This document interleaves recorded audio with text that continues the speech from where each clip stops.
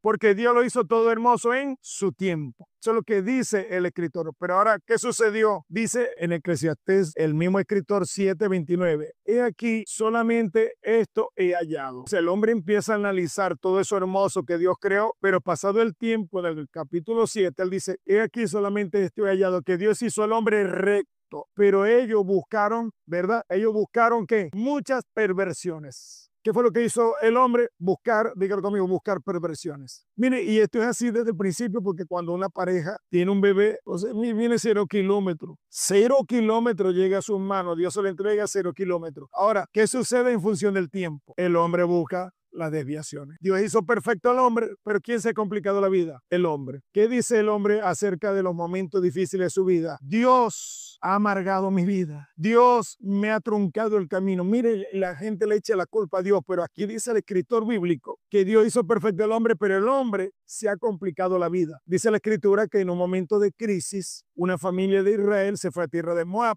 se llamaba Noemí, y entonces tuvo Moab, las cosas no se dieron como quería, comenzó la debacle en esa tierra, pero escuchó que en el pueblo de Dios había pan y decidió regresar. Cuando regresó y la gente empezó a ver a Noemí, lo primero que ella dijo fue, no me llames Noemí, porque la palabra Noemí significa placentera, alegre. No me llames Noemí, porque en grande angustia me puso el Creador. ¿Cuántos han hecho eso con el Señor? No me llamen alegre, porque el Señor me ha angustiado, no me ha dado lo que yo quería, yo le he pedido y no me lo ha concedido. ¿Cuántos hemos hecho eso en la vida? Ahora, si usted busca la vida, la decisión que tomó Noemí, Noemí no consulta con Dios para moverse a tierra de Moab, pero cuando regresa, como decimos nosotros, con las tablas en la cabeza y le pregunta, entonces ella dice, Dios me ha arruinado la vida. Dígalo conmigo, tremendo. Así somos. Entonces, en la creación del Señor todo fue perfecto, pero cuando el hombre se empezó a desenvolver en la vida, todo lo complicó.